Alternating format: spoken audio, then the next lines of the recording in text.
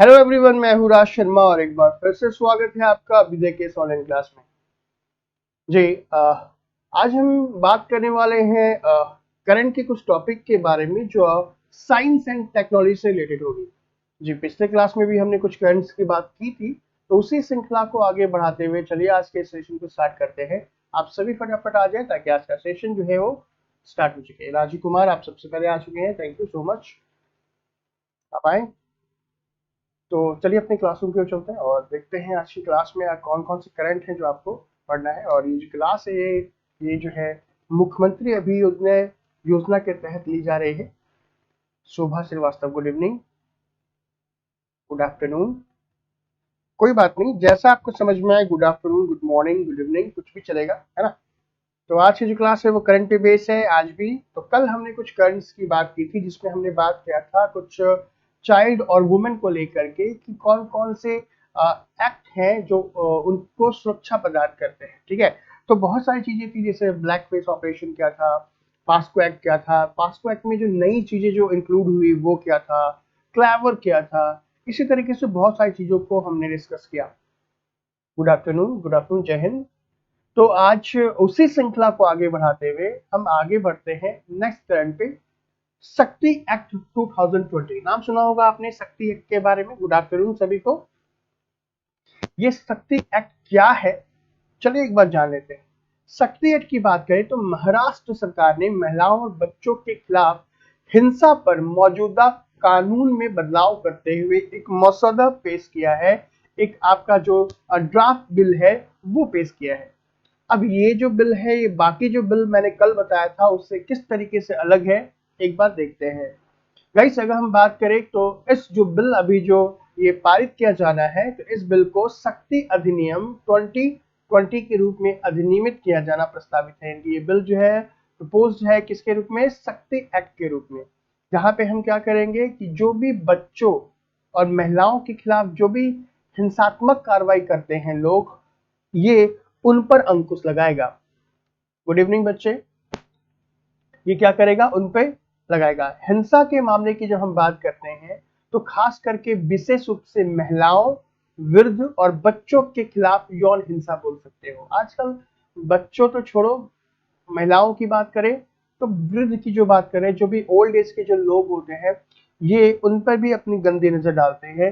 तो उसको लेकर के कोई कानून तो नहीं था हमारे पास। अगर हम बात करें कानून, तो वही नॉर्मल जो लॉ चले आ रहे थे उसी में हम सारी चीजें को ऐड कर रहे थे। बट ये शक्ति कानून जो है बिल्कुल स्पेशल कानून है, जो किसी भी वृद्ध व्यक्ति, महिलाओं और बच्चों के खिलाफ जो भी यौन शोषण जो मामला आता है उस पर ये शक्ति एक्ट लगेगा।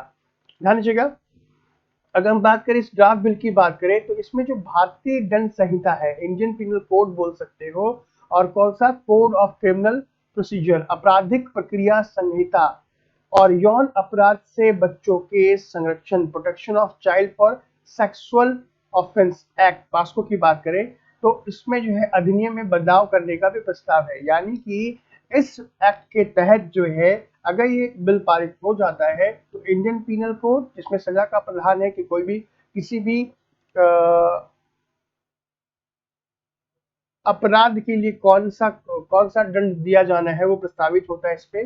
तो उसमें भी, और आपका जाके criminal procedure of criminal procedure और प्रोटेक्शन एक्ट, जिसको पास्को एक्ट बोल सकते हो, उस पे भी जो है ये सारी चीजें करेगा। उस पे क्या करेगा, चेंजेस करेगा, संशोधन बोल सकते हो कि कुछ ना कुछ चीजें हमें बदलाव करने की आवश्यकता है, जो बदलाव होगी। नेक्स्ट गाइस, अगर हम बात करें कि विधेयक में बलात्कार, सामूहिक बलात्कार, अधिकार में व्यक्ति द्वारा बलात्कार, मतलब कि क्या, देखो बलात्कार तो समझ में आ गया आपको, सामूहिक बलात्कार मतलब गैंगरेप हो गया, और दूसरा rape by person in authority, मतलब कुछ लोग बोलते हैं ना कि जाओ उसका रेप कर दो।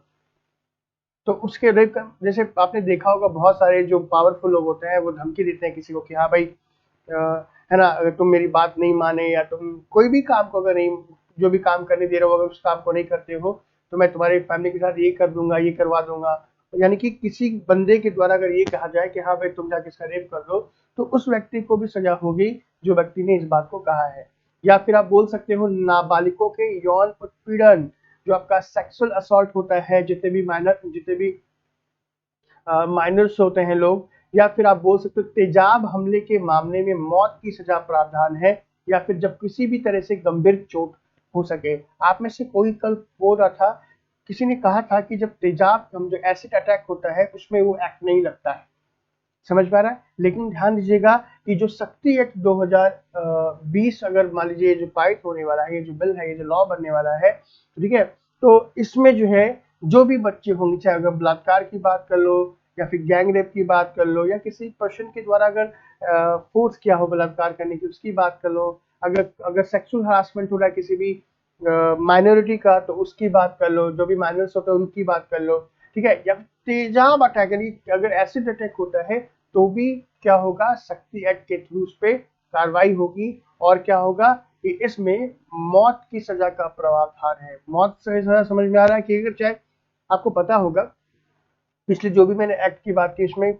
बलात्कार, कल एक हाँ निर्भया आपने कहा था कुछ, कल एक लड़की ने, एक बच्ची ने पूछा कि सर एक बात बताइए, बच्चों के लिए हो रहा है सारे की सारी चीजें, है ना, मान लीजिए लेडीज की बात करें, अगर मान लो 25 साल 26 साल की लड़की के साथ बलात्कार होता है तो वो भी तो गलत है ना, उसमें तो सजा नहीं होती। लेकिन ध्यान दीजिएगा अगर शक्ति एक्ट अगर आ गया तो भाई साहब बलात्कार किसी का भी हो कोई फर्क नहीं पड़ता है, अगर बलात्कार हुआ ये स्टेटेड आ जाएगा तो ध्यान दीजिएगा कि जो भी अक्यूज होगा उसको सजा मिलेगी, और कौन सी सजा, मौत की सजा। यानी कि अगर कोई बलात्कार करने के बाद अगर उसकी बॉडी को जला देता है या किसी भी तरीके से नुकसान पहुंचाता है जो कि नहीं, जो जघन्य अपराध के रूप में परिभाषित किया जा सकता है, तो ऐसी कंडीशन में मौत की ही सजा मिलेगी और कोई सजा नहीं मिलेगी। वैसे तो अगर देखा जाए तो जो मौत की सजा है उन मामलों में प्रस्तावित है, मतलब उन मामलों में किया जाता है जो प्रकृति में जघन्य है। मतलब आप बोल सकते हो कि इस पूरे के पूरे प्रकृति में या इस पूरे समाज की जब बात करें तो कोई बंदा जो बिल्कुल ऐसा कृत्य कर ले जो कि माफी के लायक नहीं है, मतलब रोंगटे खड़े हो जाए, जैसे किसी को मार देना, मार के क्या उसका सर कुचल देना, उसके सेक्सुअल पार्ट को डैमेज कर देना, मतलब ऐसा कि मतलब कोई एक इंसान, नॉर्मल इंसान कर ही नहीं सकता। ऐसी कंडीशन में मौत का सवाब जो मौत की जो सजा है वो दी जा सकती है, जहां पर्याप्त निर्णायक सबूत उपलब्ध है और परिस्थितियां अनुकरणीय है सजा का प्रावधान करती है। मतलब कि जो भी, जैसे मान लो कि किसी ने क्या किया, कोई जघन्य अपराध कर दिया, कि ऐसा कोई कांड कर दिया जो बिल्कुल माफी के लायक नहीं है, लेकिन मान लो उसके लिए कोई गवाही नहीं मिला तो उसे कैसे मिलेगी। तो सजा का प्रावधान तो आपको पता ही है कि कोई ऐसा अपराध हो जो कि बिल्कुल माफी लायक नहीं है, और यहाँ पे प्रॉपर तरीके से आपके पास एविडेंस है, ठीक है, और वो सारी चीजें जो है उस अपराधी को सजा दिलाने के लिए प्रयुक्त है, तब ऐसी कंडीशन में उसको मौत की सजा हो सकती है। गंभीर चोट का, बिल्कुल सही कहा है, गंभीर चोट का, क्लियर है। तो यहाँ पे शक्ति एक्ट जो है, जितनी भी लेडीज हैं जो भी आप देख रहे हैं यहाँ पे, चाहे वो बूढ़ी हो, चाहे वो कम एज की हो या अधिक एज की हो, चाहे वो बच्चे क्यों ना हो, उन सभी के लिए कौन सा एक्ट है, शक्ति एक्ट। ध्यान दीजिएगा ये एक्ट है। इस एक्ट के तहत आप क्या कर सकते हैं, किसी पर भी मतलब क्लेम कर सकते हो। क्लेम क्या मतलब, आप किसी को भी इस शक्ति एक्ट के तहत सजा दिला सकते हैं, ठीक है। ये चीजें आपको पता होनी चाहिए। ध्यान दीजिएगा इसके साथ साथ ये जो एक्ट है वो क्या करता है, ये जो बिल है ये इसमें एक एडिशनल लॉ भी डाल रहा है कि अगर मान लो किसी भी महिला के साथ सोशल मीडिया पर अगर दुर्व्यवहार होता है तो ठीक है, तो वो इस एक्ट के तहत ही आ जाएगा, इसमें भी कुछ सजा का प्रावधान है। आए दिन आजकल देखो कि मान लो कि कोई भी आपकी बात करें या कोई भी सेलिब्रिटी की बात कर लो, कोई फोटो डालती है, किसी भी तरीके का फोटो डालती है। अभी रिसेंट में मंदिरा बेदी वाला केस हुआ था, अगर आपको थोड़ा बहुत कुछ पता होगा, तो उसमें कुछ बंदे जो होते हैं अब मतलब कुछ ऐसा कमेंट करते हैं जो कि नहीं होना चाहिए, है ना, गंदे गंदे गालियां लिखते हैं या कुछ अपशब्द लिखते हैं। तो ऐसी कंडीशन में जो महिला होती है उसके कहीं ना कहीं मानसिक रूप से वो थोड़ी सी परेशान हो जाती है कि वो अपनी उसकी पर्सनल लाइफ है, वो अपने सोशल मीडिया पे क्या डाले क्या ना डाले, वो बात अलग है, ठीक है। और ये बात भी अलग है कि हाँ वो किस माहौल में रह रही है, लेकिन आजकल बहुत सारे लोग जो है कुछ गंदे गंदे कमेंट करते हैं। तो ध्यान दीजिएगा कि अगर ये कानून जो है अगर ये पारित हो जाता है तो सोशल मीडिया पर अगर किसी भी महिला के साथ दुर्व्यवहार होगा तो उसमें भी सजा का प्रावधान है। Vineet Srivastava sir, science and take over हो गया क्या? नहीं बच्चे, अभी साइंस एंड टेक ओवर नहीं हुआ है, ठीक है। अभी जो है साइंस एंड टेक में केवल आईटी बाकी है, बाकी सब खत्म हो चुका है। शक्ति एक्ट में 30 दिन में रिजल्ट आ जाएगा, बिल्कुल सही कहा है। शक्ति एक्ट में 30 दिन में नहीं बोलूंगा मैं, 30 दिन से पहले ही आ जाएगा रिजल्ट इसमें, ठीक है।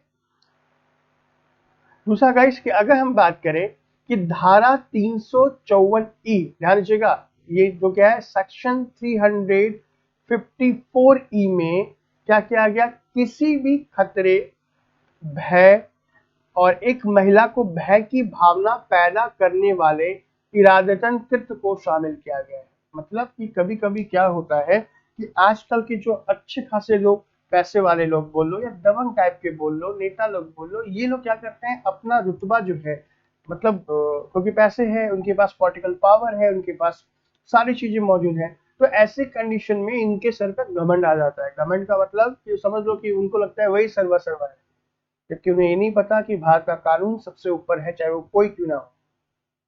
समझ पा रहा है। तो ऐसी कंडीशन में अगर मान लो कि किसी महिला को धमकी देते हैं किसी काम को करवाने के लिए कि भैया तुम काम कर लो, नहीं तो मैं तुमसे क्या कर लूंगा, मैं तुमसे ये कर दूंगा या तुम्हारे परिवार को नुकसान कर दूंगा, और अगर महिला को उसको डर लग जा रहा है, उसको भय लग जा रहा है कि सच में वो बंदा ऐसा कर सकता है, ठीक है, तो ध्यान रखना उस पर क्या होगी, 354 ई के तहत केस हो सकता है। इसके अलावा किसी भी कृत्य, विलेख, अपमानजनक संचार सहित शब्दों का अपमान करना 2 साल की अधिकतम सजा के साथ अपराध होगा और 1 लाख रुपए जुर्माना होगा।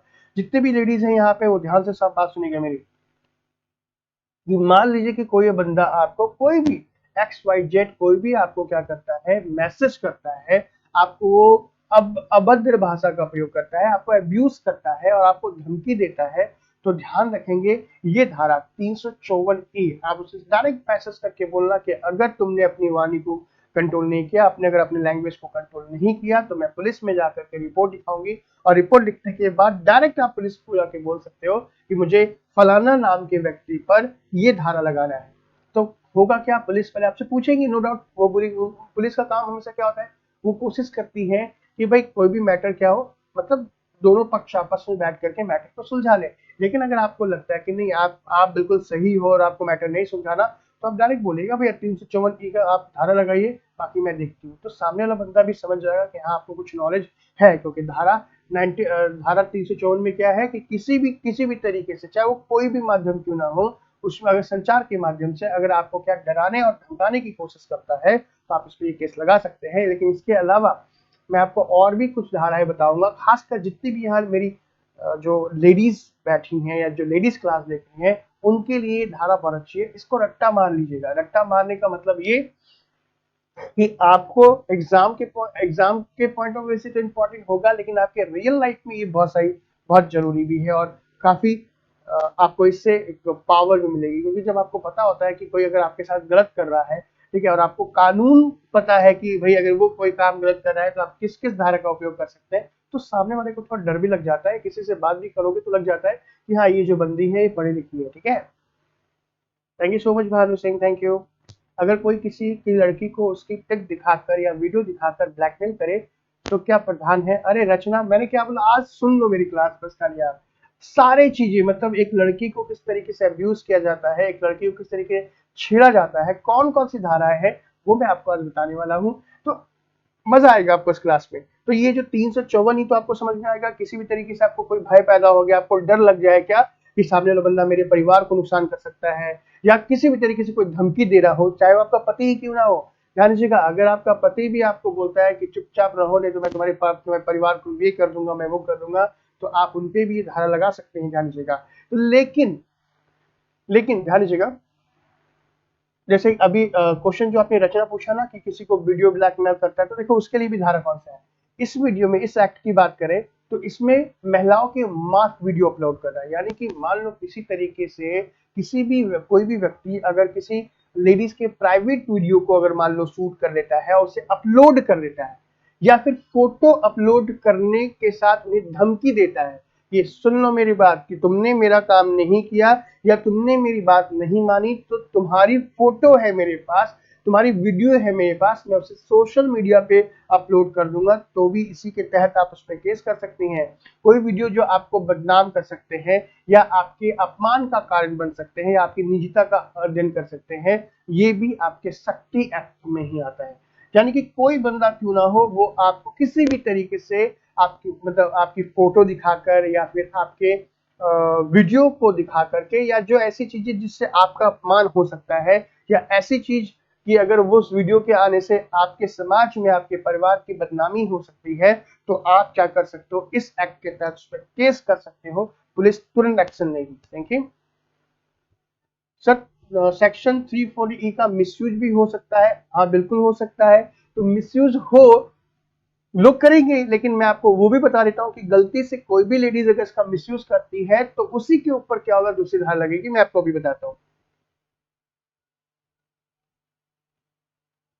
सर जी आपके सही से नीचे का स्लाइड नहीं दिख रहा है। नोट्स कैसे बनाए? ओके ठीक है, चलो मैं देखता हूं कि कौन सा नहीं दिखता बच्चे, मैं बताता हूं। ठीक है, समझ में आ गया यहाँ पे ये चीजें कि भाई अब मान लो कि झूठी जानकारी या निहित सहमति के प्रावधान क्या प्रोविजन क्या है कि अगर कोई लेडीज इसका फॉल्स यूज करती है, फॉल्स इंफॉर्मेशन देती है कि मान लो लेडीज ने कुछ नहीं किया, मतलब लेडीज चाह रही है कि वो अपने पति को फंसा दे या लड़की चाह रही है क्या कि वो किसी दूसरे पर मतलब ब्लेम डाल दे, किसी भी कारण से डाल दे, तो ऐसी कंडीशन में क्या प्रावधान है? ध्यान दीजिएगा कि इस विधेयक के अंतर्गत है ना, झूठी शिकायत करने का भी प्रावधान करता है। मतलब कि अगर आपने झूठी शिकायत करी है तो इस शक्ति एक्ट के अंदर ये भी प्रावधान है कि कहता है कि अगर कोई भी व्यक्ति क्या करता है, झूठी शिकायत करता है या अपराध करने के संबंध में गलत जानकारी देता है कि भैया लेडीज ने बोल दिया मेरे साथ इसने ये किया वो किया, केवल केवल झूठ, कोई साक्ष्य नहीं है, केवल झूठ झूठ बोल दिया कि ये मुझे ब्लैकमेल कर रहा है, ऐसा वैसा कर रहा है। ठीक है, या फिर आप बोल सकते हो कि पूरी तरीके से अपमानित करने, धमकाने या बदनाम करने या उत्पीड़न करने के इरादे से करता है झूठी, तो ध्यान दीजिएगा इसमें क्या हो सकता है, 1 वर्ष तक की क्या हो सकता है, 1 वर्ष तक की सजा हो सकती है। किसके अंतर्गत? इसी के अंतर्गत। अगर आपने झूठी क्या करी, पुरुषों का भी शोषण होता है, वही बता रहा हूं क्वेश्चन दर्ज कि अगर मान लो कि किसी लेडीज ने क्या कर दिया, झूठ बोल दिया, तो दिक्कत होगा। ठीक है सर, बॉयज के लिए भी कोई सेक्शन है क्या? अगर कोई लड़की किसी को लड़के को फंसा दे? हाँ है, क्यों नहीं है, ये शक्ति एक्ट है ना। शक्ति एक्ट मतलब समझ लो कि एक अच्छा तरीके से, चाहे लेडीज हो या जेंट्स हो, अगर लड़की कोई फंसाती है तो इस एक्ट के अंदर में जो लड़की होगी वो भी फंस जाएगी। दूसरा, अब यहाँ पे जो भी क्या बोलते हैं, एक और लड़की के लिए एक और भी आपका जो कि है रेलवे ने एक माई सहेली करके एक प्रयास किया है। दक्षिण पूर्व रेलवे की जब हम बात करें तो दक्षिण पूर्व रेलवे ने ट्रेन से यात्रा करने वाली महिला यात्री को स्टेशन से गंतव्य स्टेशन तक पूरी यात्रा के लिए सुरक्षा प्रदान करने के उद्देश्य से मेरी सहेली एक पहल की शुरुआत की है। ध्यान दीजिएगा, मेरी 1 साल, हाँ भाई 1 साल लेडीज को अगर सजा हो तो काफी होती है ना, वो तो झूठा केस फंसा रही है,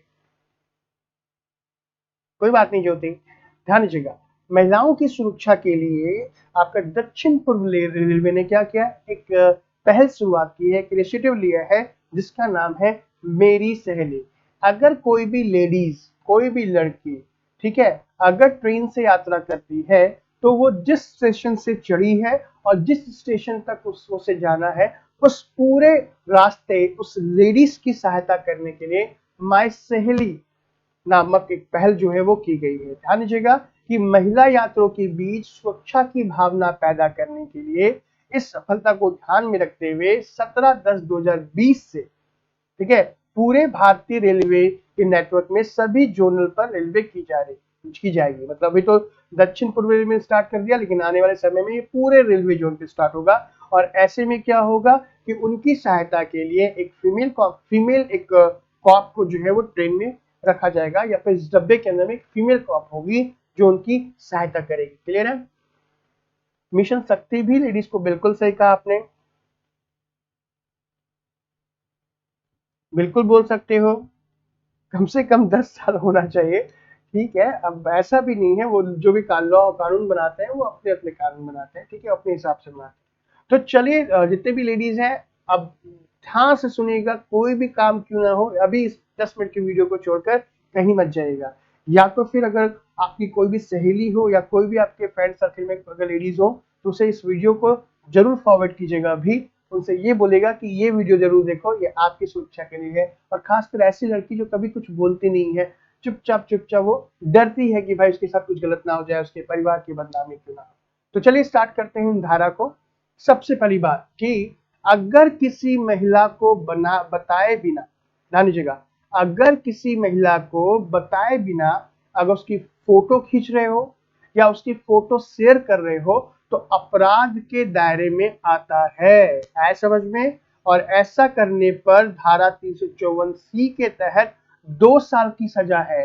अभी जो डीएम चंद्रकला के साथ हुआ होगा, आपने सुना होगा डीएम चंद्रकला को, कि डीएम चंद्रकला के मामले में यही हुआ। मतलब डीएम चंद्रकला के साथ एक बंदा क्या कर रहा था, फोटो ले रहा था, सेल्फी ले रहा था, और डीएम चंद्रकला ने क्या कर दिया, उस पर इसी धारा का उपयोग करके उसे जेल भेज दिया। अब बोलोगे सर ये तो गलत है। भाई ये गलत बिल्कुल भी नहीं है, ध्यान दीजिएगा। आप किसी भी महिला की फोटो को ऐसे ही आप शेयर नहीं कर सकते हो। आप में से बहुत सारे ऐसे लोग हैं जो क्या करते हैं, ध्यान दीजिएगा, जो क्या करते हैं कि फेसबुक पे देखा होगा ना, बहुत सारी लेडीज की फोटोज होती है, लोग शेयर कर लेते हैं, मुझसे दोस्ती करोगे, ये वो रिजेक्ट करने के लिए, यानी कि अपने फॉलोवर को बढ़ाने के लिए बहुत सारे बंदे किसी दूसरी लेडीज की फोटो को शेयर करते हैं। गलती से भी अगर उस लड़की ने कहीं भी कंप्लेन किया हो अपनी जगह पे, आप उस लड़की के बारे में जानते तक नहीं हो, लेकिन अगर उसने क्या किया हो, कंप्लेन किया होगा कि मेरी फोटो को जो है कुछ लोग सोशल मीडिया पर वायरल कर रहे हैं और आपको पता भी नहीं, आपने तो केवल एवं इस फोटो को वायरल कर दिया, तो भी ध्यान रखना, इस मतलब धारा 354C के तहत अगर उस फोटो को शेयर करने वाले लोगों की देखी जाएगी तो आप भी फंसोगे, क्योंकि आपके अकाउंट से शेयर हुआ है। इस बात का ध्यान रखेंगे। किसी भी महिला की फोटो बिना बताए आप नहीं खींच सकते हैं, और उसकी फोटो को शेयर करना ये अपराध के दायरे में आता है। अभी मैं आपको कुछ ऐसा बताऊं कि दिल्ली में कुछ लड़कों के साथ यही हुआ ये क्या कि दिल्ली में कुछ लड़के जो है अपने एक रिलेटिव के शादी में गए। रिलेटिव की शादी में जाने के बाद उन्होंने क्या किया, शादी में कुछ फोटो खींचे होंगे। फोटो खींचने का मतलब कि वो अपने दोस्तों की फोटो खींच रहे थे, लेकिन पीछे एक लड़की थी और उस लड़की वो फोटो में आ गई। तो भाई शादी में तो सबकी फोटो आ जाती है। अब लड़कों ने क्या किया, उस फोटो को सोशल मीडिया पे डाल दिया, जैसे कि आप सभी डालते हो शादी की फोटो। लेकिन हुआ ये कि उस जिस लड़के ने फोटो डाली थी, ठीक है, जिस लड़की ने फोटो डाली थी उसके पीछे जो लड़की की फोटो आ गई थी, ठीक है, उससे क्या हुआ कि उसके परिवार में बदनामी होगी कि ये लड़का किस लिए फोटो डाला है, ऐसा वजह से उसके परिवार वालों ने इस पर केस कर दिया और इसी 354C के तहत उस लड़की को जेल की सजा हो गई जिसने फोटो अपलोड करी थी। अब ये तो जाने अनजाने में हुआ, इसमें बोलोगे सर इसमें गलती तो नहीं है। देखो गलती नहीं है, लेकिन सावधानी भी एक बहुत बड़ी चीज होती है। आप जब भी फोटो क्लिक करते हैं, जब भी अगर आप सेल्फी लेते हैं, तो आप ऐसी जगह पे ले जिसमें तीसरा पर्सन ना आ पाए, आए समझ में। ये चीजें आपको समझ में आनी चाहिए और ये आपको पता होना चाहिए एक इंटेलेक्चुअल पर्सन होने के नाते। Is it clear? सर इतने सारे लॉ बनने के बाद हमारे लेडीज के साथ छेड़छाड़ की न्यूज आती है। हाँ, क्योंकि छेड़छाड़ की न्यूज इसलिए आती है क्योंकि प्रॉपर तरीके से क्या नहीं कर पाते, आप कानून तक नहीं पहुंच पाते या आपको पता नहीं होता, बीच में मामला दब जाता है इसी कारण से। बिल्कुल सही कहा Rachna, due to lack of knowledge. बहुत लोगों को तो नॉलेज ही नहीं होती कि अब जैसे मैंने अभी आपको क्या बताया, फोटो वाली पता ही नहीं थी क्या करना है। आप जाओगे, जाने का पुलिस आपको लॉ बताएगी नहीं। अब पुलिस नहीं बताएगी कि कौन बताएगा, अगर आप जाओगे तो भाई वकील बताएंगे, और वकील मोटो पैसे लेने के लिए आपको कुछ भी बोल सकते हैं। ठीक है, नेक्स्ट देखो, आईपीसी धारा 254 के तहत किसी भी महिला को टारगेट करते हुए अश्लील गाने गाना भी यौन हिंसा के दायरे में आता है, जिसमें 3 महीने की सजा हो सकती है। यानी कि जब भी आप कभी गाना गाए रोड पे, तो ध्यान रखें कोई महिला अगर उधर से जा रही है तो आप गाना नहीं गा सकते, और खास करके अश्लील गाना का मतलब भी नहीं अश्लील गाना का मतलब क्या हुआ, जो द्व्यर्थक हुआ। द्व्यर्थक का मतलब जिसके डबल मीनिंग गाने होते हैं, और आजकल जितने भी गाने आ रहे हैं A to Z गाने की बात करो, सब के सब डुअल मीनिंग होते हैं। तो इस आईपीसी धारा 254 के तहत क्या नहीं कर सकते, आप किसी भी महिला को टारगेट करते हुए गाना नहीं गा सकते, नहीं तो आपको 254 के तहत 3 महीने की सजा हो सकती है। दूसरा, धारा 354D के तहत, ई अलग है डी अलग है, किसी महिला की जानकारी के बिना उसका पीछा करना भी एक तरह का यौन हिंसा है। इसमें 3 से 5 साल की जेल या जुर्माना दोनों हो सकते हैं। मान लो कि आप स्कूल से कॉलेज जा रही हैं, सॉरी घर से कॉलेज जा रही हैं, या घर से स्कूल जा रही हैं, या आप घर से ऑफिस जा रही हैं, और आपको लगता है कि कोई बंदा पिछले 2 या 3 दिन से आपका पीछा कर रहा है। कितने? 2 या 3 दिन से पीछा कर रहा है, तब वो भी आपकी जानकारी के बिना, या फिर कोई आपको अचानक से टेक्स्ट करता है कि हाँ मैंने आपका घर देख लिया, आपका घर ये है, वो विजिट करता है, तो ध्यान रखें कि आप उस पर केस कर सकती हैं, क्योंकि ये भी एक प्रकार का क्या है? यौन हिंसा है, धारा 354D के तहत। ठीक है, बिल्कुल सही है। लखनऊ की जो सीसीटीवी वीडियो वायरल हुई थी उसमें भी ये काम करेगा 354। हाँ बिल्कुल करेगा। सर कोई गाना का नाम बताए सर। गाना का नाम बहुत सारे गाना है यार, हम क्या बताऊं। कुछ ऐसे गाने हैं जो मैं सोशल मीडिया पे नहीं कर सकता, आप उससे पर्सनल पूछना, मैं आपको बताऊंगा। ढेर सारे गाने हैं, आए समझ में। दूसरा ध्यान दीजिएगा कि सीआरपीसी की धारा 499 के तहत महिला की अश्लील फोटो शेयर करना अपराध के दायरे में आता है। इसमें 2 साल की सजा है। यानी कि इसमें अगर किसी महिला की फोटो अगर आप शेयर करते हो, आए समझ में, तो वहां पे धारा 499 और धारा 354C दोनों के दोनों लागू होगा। समझ में आ रहा ना कि एक कुछ कई कृत्य तो ऐसे होते हैं जिसमें एक बार में कई धारा लग जाती हैं और वो बंदा कभी भी बाहर निकल ही नहीं पाएगा, बेल ही तक नहीं पाएगा। ये जितनी भी धारा मैं आपको बता रहा हूँ बच्चे, ये बहुत ही खराब धाराएं होती हैं। ठीक है सर, व्हाट अबाउट एसटी और एसटी एक्ट? ओके, बताता हूँ। बिल्कुल सही कहा है निर्भय ने कि हनी सिंह और ठीक है बादशाह के जितने भी ग्रैप वाले गाने देख लो, या फिर भोजपुरी गाना अगर आप सुनते हैं तो वो देख लो। ठीक है सर, लेकिन सर क्या चंद्रकला मैम तो साथ में पिक में थी, उसके साथ पिक ली बंदे ने, तो उसे पता भी चल गया होगा, तो उस पर्सन की इंटेंशन गलत है। गलत ऐसा नहीं कह सकते, अगर वो बिना बताए क्लिक करता तो गलत। भाई होता क्या है, देखो मेरी बात सुनो, आप में से बहुत सारे लोग कि भाई जब कोई मान लो कोई सेलिब्रिटी आता है या कोई ऐसा आता है तो आप सेल्फी लेना स्टार्ट कर देते हो। तो क्या आपने सेल्फी लेने के लिए क्या आपने उससे इजाजत ली?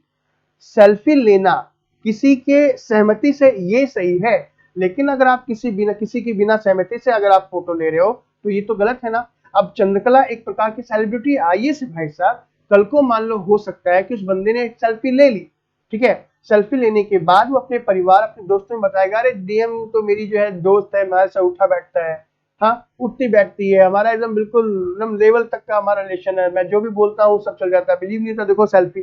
कुछ लोग ऐसा भी तो करते हैं आए दिन। आजकल के जो नवयुवक हैं, नवयुवक में भी कौन से जो आजकल युवा नेता है, कुछ होता तो नहीं है, 300 रुपए का कुर्ता होता है, ठीक है, 100 रुपए का चश्मा होता है, आए समझ में, और थोड़ा सा यहाँ पे मोली बांध लिए, मोली बांधने के बाद बन गए एकदम आराम से क्या एक नेता, युवा नेता, कर्मठ नेता एकदम, हाँ कि हमारा नेता कैसा हो, फलाना नेता जैसा हो, बन गया आराम से। अब वो क्या करते हैं, कुछ काम तो है नहीं, इधर उधर घूमते रहते हैं, लोगों को बोलते हैं भाई कोई काम होगा तो बताना, और कोई बंदा काम हो तो उसका पूरा नहीं होता है। तो ऐसे कंडीशन में लोग क्या करते हैं, जो बड़े बड़े नेता हैं उनके साथ फोटो क्लिक कर लेंगे।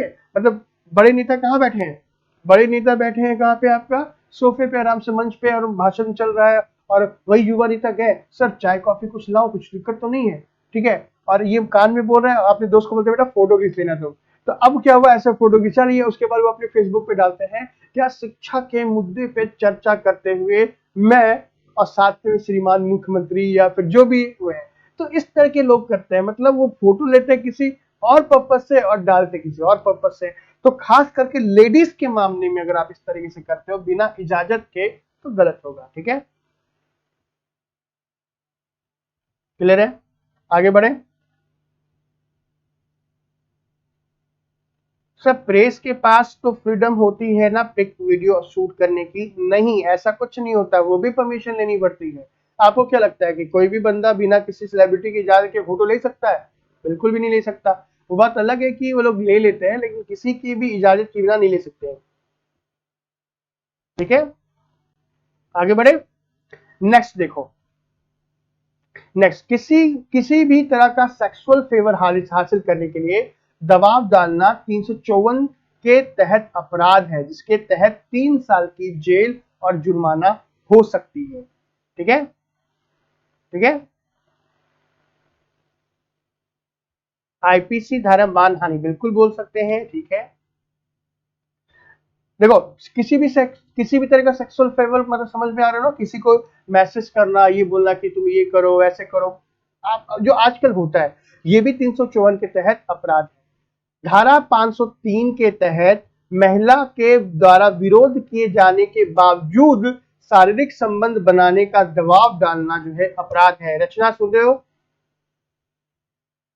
किसके तहत? 503 के तहत। किसी भी महिला का विरोध कर रही हो, सामने वाला क्या कर रहा है, उसे शारीरिक संबंध बनाने के लिए क्या कर रहा है, दबाव बना रहा है, तो ये भी अपराध है। इसमें भी 2 साल की जेल और जुर्माना हो सकते हैं, या दोनों हो सकते हैं, ठीक है। क्लियर है? सर नेता होना देश पर नेताजी के, हाँ बोल सकते हो सर। अगर महिला अधिकारी ब्राइब देते हुए प्रेस पिक्चर ले टेलीकास्ट करे तो फिर हाँ, तब तो हो सकता है, तब तो वही भाई कोई लीगल काम करते हुए इनलीगल कोई काम अगर करोगे तब दिक्कत हो जाएगी, ध्यान दीजिएगा। दूसरा, 500 धारा 503 के तहत महिला के खिलाफ किसी भी सार्वजनिक जगह पर किसी भी तरह का सेक्सुअल रिमार्क करना भी कानूनी अपराध है, जिसमें 3 साल की सजा का प्रावधान है। अब जैसे कि मान लो आजकल आए दिन बस, रेल और ट्रेन के जो कंपार्टमेंट होता है, बाथरूम कंपार्टमेंट, वहां पे लड़कियों की फोटो लगा देते हैं लोग, नंबर लिख देते हैं, तो वो भी क्या है, एक प्रकार का अपराध है 509 के तहत, ठीक है। इसके अलावा कोई भी अश्लील सामग्री या कोई भी कमेंट ऑनलाइन प्लेटफॉर्म पर शेयर करना जिससे महिला के सम्मान को ठेस पहुंचे, वो आईटी एक्ट 67 के तहत अपराध है। इसमें 2 साल की जेल का प्रावधान है। लेकिन ये जो आईटी एक्ट 67 की बात कर रहे थे, तो इसको जो है हटा दिया गया था। आपको पता होगा कि इसको लेकर के बोला कि नहीं, इस तरह की चीजें जो है वो तो फिर कोई न डाल ही नहीं पाएगा। अभी हाल ही में सुप्रीम कोर्ट ने क्या कहा, आईटी एक्ट 67 के तहत जो है एक बार फिर से संज्ञान में लिया है। आईटी एक्ट 67 क्या है ये मैं आपको अभी यहाँ नहीं बताऊंगा, ये मैं बताऊंगा जब मैं आपको इंफॉर्मेशन टेक्नोलॉजी बताऊंगा तब, ठीक है। और ध्यान दीजिएगा कि 10 से अधिक कर्मचारी वाले दफ्तर में, अगर किसी भी कोई ऑफिस ऐसा ऑफिस हो जिसमें 10 से अधिक कर्मचारी हैं, तो वहां पे ध्यान दीजिएगा यौन हिंसा के निपटारे के लिए एक कमिटी होना अनिवार्य है। मान लो कल को आप कोई ऑफिस खोलते हो, उसमें 10 कर्मचारी है, ठीक है, उसमें लेडीज भी है, तब आपको एक कमिटी क्या होनी चाहिए, कमिटी कौन सा बनाना होगा, यौन हिंसा के निपटारे के लिए। तो अभी और आज की और कल की क्लास की जब हम बात करें तो ध्यान दीजिएगा यहाँ पर महिलाओं के लिए, बच्चों के लिए, वृद्ध के लिए कौन कौन से अधिकार हैं, ध्यान दीजिएगा मैंने बहुत अच्छे तरीके से बता दिया, ठीक है। कौन कौन से न्यूज अभी करंट में है वो भी मैंने आपको बता दी, ठीक है। ये चीजें आप सोच रहे होगे सर इसका क्या आपके एग्जाम में पीटी से भी कोई संबंध है, तो देखो पीटी से भी रिलेटेड कोई क्वेश्चन बिल्कुल आ सकता है। और खास करके अगर आप मेंस की बात कर रहे हो, तो मेंस में अगर आपने इस टॉपिक को अच्छी तरीके से याद कर लिया तो ध्यान रखना इसका बेनिफिशियल आपको बहुत अच्छा होगा। आप निबंध की जब बात करते हो, जब ऐसे की बात करते हो, ऐसे में यहाँ पे इसको अच्छी तरीके से लिख सकते हो। सर 1 क्लास फॉर मैथ्स, भाई देखो एक्चुअली क्या है, मैं मजाक मतलब लोग कहते हैं ना कि आजकल महिला सशक्तिकरण का जमाना है, तो मैं तो कहूंगा भैया महिला सशक्तिकरण का जमाना नहीं है, ये पुरुष निर्बलीकरण का जमाना है आजकल। जस्ट किडिंग, ओके, इसे सीरियस मत लेना।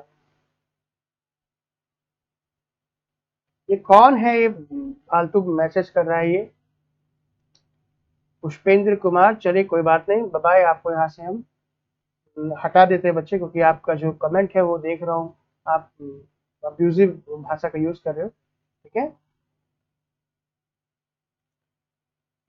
चलो ठीक है सर। 66 बात क्या है, सिर्फ एक्ट बताऊंगा मैं आपको सर, इतनी नॉलेज है, महिला को जरूर, इतनी नॉलेज हर महिला को जागरूक होना चाहिए। बिल्कुल सही कहा अरुण, ये जितनी भी नॉलेज है, ये जितने भी एक्ट है, खासकर एक महिला को होना, पता होना बहुत जरूरी है। क्लियर है? चला जाए, आगे बढ़ते हैं, ये टॉपर हो गया। नेक्स्ट क्वेश्चन आते हैं, new WhatsApp policy and related privacy issue. यार ये बहुत इंपॉर्टेंट टॉपिक है, ठीक है।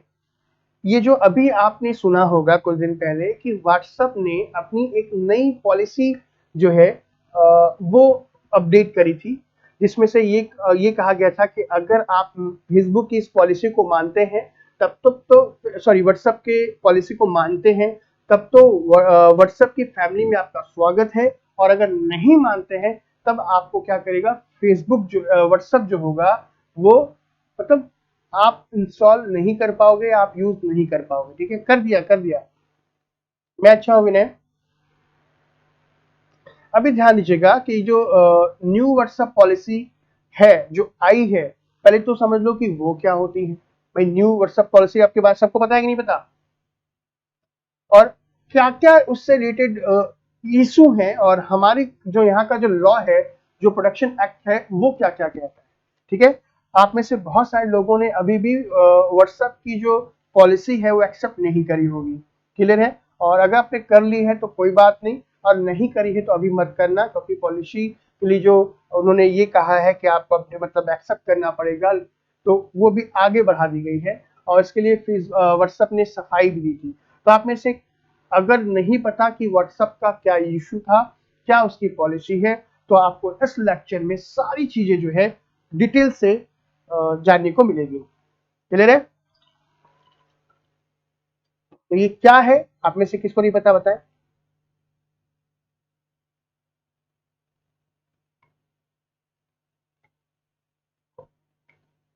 मैं अच्छा हूँ वाइल्ड लाइफ, आप कैसे हो? कोशिंदर कोई बात नहीं, वो बंदा तो था, वो चला गया है ना।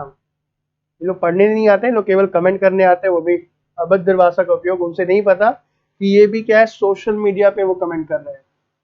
मैं वही लॉ बता रहा हूँ, और उसी लॉ को पढ़ने पढ़ने के बजाय, समझने के बजाय उसी लॉ का उल्लंघन कर रहे हैं। आपको पता है, चाहे तो कोई भी चाहे तो मतलब उसके कमेंट को लेकर के, मतलब उस जो कमेंट था उसका स्क्रीनशॉट लेकर के उस पर भी केस हो सकती है। ओके, व्हाट्सएप यूज नहीं करते रचना, अच्छी बात है बच्चे, मुझे भी नहीं पता, कोई बात नहीं। अगर आपको नहीं पता तो परेशान होने की जरूरत नहीं है। आज मैं आपको व्हाट्सएप से रिलेटेड जितने भी इशू थे मैं आपको बहुत अच्छे तरीके से बताता हूँ। अब बोलोगे सर इसका क्या एग्जाम में मतलब कोई रिलेवेंट है? हाँ भाई है, बिल्कुल है। ठीक है, क्योंकि ये मामला जो है वो किसका है, नेशनल सिक्योरिटी का है, नेशनल प्राइवेसी का है, तो कहीं ना कहीं ये काफी इंपॉर्टेंट न्यूज है। तो चलिए स्टार्ट करते हैं, देखते हैं क्या क्या है। नहीं पता, मैं बहुत अच्छे तरीके से बताऊंगा। अभी तक मैंने एक एक टॉपिक बहुत अच्छे तरीके से बताया, बेसिक टू एडवांस बताया है, और आपको समझने में कोई परेशानी नहीं होगी, मुझे ऐसा लगता है। सही है कि नहीं है? और ध्यान दीजिएगा, अगर आपको वीडियो अच्छी लग रही है तो प्लीज वीडियो को लाइक जरूर कीजिएगा। चलिए सुनिएगा। व्हाट्सएप, ठीक है, हाल ही में जो है व्हाट्सएप ने अपनी प्राइवेसी पॉलिसी को अपडेट किया था, और उसमें से रिलेटेड बहुत सारी प्रॉब्लम्स आ गई। अब व्हाट्सएप ने ये कहा, व्हाट्सएप बोलो या मेरे मुंह से बार बार वो निकल रहा है, फेसबुक निकल रहा है। अब व्हाट्सएप की जो है नई नीति के अनुसार इन्होंने ये बताया कि व्हाट्सएप जो है अपने किसी भी उपयोगकर्ता की जानकारी, यानी कि जो भी व्हाट्सएप यूज करते हैं उनके यूजर जो हैं उनकी कोई भी जानकारी को वो फेसबुक के साथ और अपने अपनी कंपनी के परिवार के साथ साझा कर सकता है। मतलब ये कि सपोज करो कि आप क्या कर रहे हो कि व्हाट्सएप का यूज कर रहे हो, व्हाट्सएप का यूज करने के बाद आप किसी बंदे से, अपने दोस्तों से कोई बात कर रहे हो, तो जो भी आप बात कर रहे होगे उस बात करने में जो भी कीवर्ड होंगे, मान लो मार्केटिंग से रिलेटेड हो गया, किसी प्रोडक्ट से रिलेटेड हो गया, तो वो क्या करेगा कि वो व्हाट्सएप अपने परिवार, मतलब अपना परिवार का मतलब उसके पास जिस जिस कंपनी के जिस जिस प्रोडक्ट के उसके पास अधिकार है। जैसे व्हाट्सएप ने क्या किया, फेसबुक को ले लिया है, इंस्टाग्राम को ले लिया है, तो वो क्या करेगा कि व्हाट्सएप पे जो भी यूजर कोई भी अगर बातचीत कर रहा है तो उस बातचीत को वो फेसबुक के साथ भी शेयर करेगा, वो इंस्टाग्राम के साथ भी शेयर करेगा, और जितनी भी और कंपनियां हैं उसकी खुद की उसके साथ भी करेगा। हालांकि चलो ठीक है, एक लेवल पे अगर व्हाट्सएप अपने ही परिवार के साथ अगर डाटा का यूज करता है तब तो ठीक है, लेकिन अभी कुछ दिन पहले आपने सुना होगा कि व्हाट्सएप क्या कर रहा है कि जो भी उसके यूजर है उनके डाटा को वो दूसरी कंपनियों के साथ भी साझा कर रहा है, मतलब गूगल के साथ भी साझा कर रहा है, और जितने भी सोशल मीडिया प्लेटफॉर्म है उसके साथ भी साझा कर रहा है। तो यार ये तो बात बिल्कुल गलत हुई कि कोई भी प्राइवेट बात अगर हो रही है तो किसी 2 या 3% के बीच में हो रही है, ग्रुप में हो रही है, आप किसी थर्ड पार्टी को आप वो इंफॉर्मेशन क्यों बेचोगे? तो इसी को लेकर के बहस काफी हो गई है ना, कि भाई ये चीजें बिल्कुल मान्य नहीं होगी, और इसमें बहुत सारे लोगों ने क्या कर दिया, बायकॉट करना स्टार्ट कर दिया आपके व्हाट्सएप का, और उसी समय जो है एलन मस्क का सिंगल आ गया, सिंगल या सिग्नल ऐसे कुछ ऐप आ गया। फिर बाद में व्हाट्सएप को क्या करना पड़ा, फिर अपने आप को ये बताना पड़ा कि नहीं, हम किसी की प्राइवेट इंफॉर्मेशन को जो है वो लीक नहीं करेंगे, हम केवल जो कीवर्ड होगा उसका यूज करेंगे। अब भाई कोई भी बात क्यों ना हो, कोई भी इंफॉर्मेशन हो क्यों ना हो, आप हमारी पर्सनल चैट को क्यों लैक करेंगे? बात तो ये है कि नहीं है? कोई जानकारी सर कोई जानकारी नहीं है व्हाट्सएप से लेकर, ठीक है, मैं आपको बता रहा हूं। बिल्कुल सही कह रहे हो सर। क्या स्पाईवेयर इस व्हाट्सएप से रिलेटेड करें? हाँ बिल्कुल, ये जो अभी आप स्पाईवेयर की बात करो, मैं बताऊंगा बच्चे, बिल्कुल बोल रहा है। अभी मैं सुन तो लो, अभी ये व्हाट्सएप क्या क्या, ये तो जब बात आ गई कि हम ये नहीं करेंगे वो नहीं करेंगे, मतलब हम किसी की इंफॉर्मेशन को स्टोर नहीं करेंगे, बट ये क्या क्या कर सकता था और क्या क्या कर रहा था, मैं उसके बारे में पूरी डिटेल तरीके से आपको जानकारी देना चाह रहा हूँ, ठीक है गाइस। और ये जो नया अपडेट अभी जो आने वाला था, या अभी भी आपके व्हाट्सएप में है, ध्यान दीजिएगा। जैसे आप व्हाट्सएप ऑन करोगे तो मैं दिखाना चाहता हूं, जैसे अगर आप व्हाट्सएप यूज करते हो तो देखो सबसे पहले किस तरीके से पॉलिसी, किस तरीके से चीजें आती।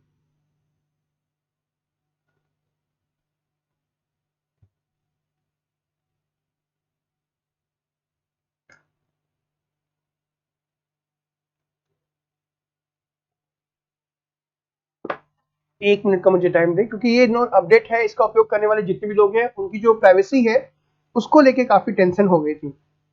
और क्यों ना हो, ये एक बहुत ही बड़ा मुद्दा भी है। मैं ऑन करता हूं, अगर मान लो अभी आ गया तो फिर तो ठीक है, नहीं तो कोई बात नहीं। अभी तो नहीं आ रहा, बट किसी भी व्हाट्सएप को ऑन करो, देखो अपडेट करने के लिए वो कहता है ना। ऑप्टिकल फाइबर के, हाँ बताऊंगा ऑप्टिकल फाइबर के बारे में सर। ये एंड टू एन्क्रिप्शन क्या है मैं बताऊंगा आपको, वो भी बताऊंगा सारी चीजें। कोई बात नहीं राजा, कोई बात नहीं। वो आईटी में है, आईटी भी अच्छा टॉपिक है, उसको भी देखेंगे। कल हम शायद आईटी स्टार्ट कर देंगे। हुआ क्या कि ये उन्होंने कहा, इन पहला तो क्या, information sharing with the third party service, यानी कि व्हाट्सएप जो है वो किसी तीसरे एप्लीकेशन को जितनी भी जानकारी है यूजर की, चाहे वो फेसबुक हो चाहे वो इंस्टाग्राम हो, जैसे मैंने बोला, आपको क्या कर सकती है, आपकी इंफॉर्मेशन को वो शेयर कर सकती है। ये तो चलो मैंने बता दिया। दूसरी बात क्या है, हार्डवेयर इंफॉर्मेशन। ध्यान दीजिएगा, हार्डवेयर इंफॉर्मेशन यानी कि अगर आप फेसबुक की प्राइवेट पॉलिसी को सब वाइल्ड लाइफ से एंड टू एंड इंफॉर्मेशन के बारे में भी बता दीजिएगा। हाँ बिल्कुल मैं बता दूंगा बच्चे, वो बहुत ही इजी है, कोई दिक्कत नहीं।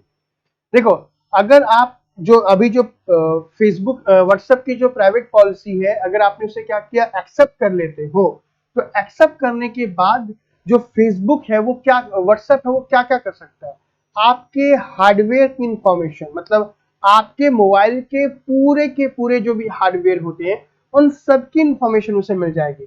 अब कैसे मिलेगी, जैसे क्या करेगा कि व्हाट्सएप क्या करेगा, आपके मोबाइल से संबंधित जितनी भी इंफॉर्मेशन है, जैसे आपका बैटरी लेवल, यानी कि आपके फोन में बैटरी का कितना लेवल है वो उससे पता चल जाएगा। दूसरा, आपके सिग्नल स्ट्रेंथ की बात करें, सिग्नल स्ट्रेंथ का मतलब कि आपके फोन में सिग्नल कितना आ रहा है कितना नहीं आ रहा, वो उससे पता चल जाएगा। ऐप वर्जन, आप किस प्रकार के ऐप का यूज कर रहे हो, कौन सा वर्जन है, एडवांस है या फिर पुराना है, वो उससे पता चल जाएगा। मोबाइल के नेटवर्क की बात करें तो मोबाइल का नेटवर्क जो है उसके बारे में उससे पता चल जाएगा। कनेक्शन की जानकारी, भाई साहब कनेक्शन की जानकारी का मतलब आप किस प्रकार के सिम का उपयोग करते हो, एयरटेल का यूज करते हो, वोडाफोन का यूज करते हो, जियो का यूज करते हो, सब कुछ पता चल जाने वाला है। फोन नंबर जो है वो भी पता चल जाएगा, मोबाइल ऑपरेटर वो भी पता चल जाएगा, और आपका जो भी क्या बोलते हैं आईपीएस, जो भी आपका आईएसपी है मोबाइल का, ठीक है, वो सब कुछ पता चल जाएगा। ठीक है, जैसे उपकरणों से जानकारी इकट्ठा करता है, ये सारी की सारी जानकारी उसे पता चल जाएगी। अब आप बोलोगे सर एक बात बताओ कि व्हाट्सएप जो है, सुनिएगा मेरी बात जो मैं बोलना चाह रहा हूँ, ये जो व्हाट्सएप है सर, व्हाट्सएप अगर मान लीजिए मेरे बैटरी लेवल की अगर जानकारी लेता है तो उससे क्या फायदा? भाई सवाल तो आपके मन में ये आ रहा होगा कि नहीं आ रहा होगा? ओके ओके बच्चे, मैं चेंज कर देता हूँ। आपके मन में ये सवाल आ रहा होगा कि सिर्फ बैटरी लेवल अगर होगा तो क्या पता चलेगा? सिग्नल का सेंस अगर मान लो पता भी कर लिए तो हमें क्या फायदा। ऐप का वर्जन या ब्राउजर इन्फॉर्मेशन की बात करें, ब्राउजर इन्फॉर्मेशन समझ रहे हो ना, आप गूगल पे क्या टाइप करते हो क्या नहीं करते, सारी चीजें पता चल जाने वाली है। तो ये ऐसा करके करेगा क्या? तो देखो मैं आपको समझा रहा हूं अच्छे तरीके से, इससे व्हाट्सएप को क्या फायदा होगा। जैसे मान लो कि आपके मोबाइल की बैटरी का स्तर, उसे पता चल जाएगा कि आपकी मोबाइल की बैटरी जो है वो क्या है, कितने लेवल पे है, डाउन चल रही है, अप चल रही है। अगर मान लो आपकी बैटरी जो है वो बहुत जल्दी डिस हो जाती है, बहुत जल्दी डिस्चार्ज हो जाती है, तो व्हाट्सएप को तो ये पता चल जा रहा है कि आपके फोन की जो बैटरी है वो जो एवरेज होती है वो ना चल के उससे कम ही है। तो क्या होगा कि आपके फेसबुक पे, आपके इंस्टा पे, आपके गूगल पे एक ऐड आना स्टार्ट हो जाएगा, हाई मतलब एक ऐसे मोबाइल फोन का जिसके अच्छी बैटरी होगी। अब सोचो कि वो क्या करेगा, आपके बैटरी की इंफॉर्मेशन को देख करके वो क्या करेगा, मतलब उससे जानकारी पता चल जाएगा कि आपके पास जो फोन है मतलब उसकी बैटरी ज्यादा नहीं चल रही, तो नहीं चल रही तो उसका मतलब आपको एक फोन लेने की जरूरत है। और कहीं ना कहीं अगर मेरे फोन की बैटरी की जो बात करूं, मेरा फोन की बैटरी बहुत जल्दी डिस हो जाती है, तो मैं क्या चाहूंगा कि नहीं अगली बार ऐसा फोन लूंगा जिसकी बैटरी काफी स्ट्रांग होगी।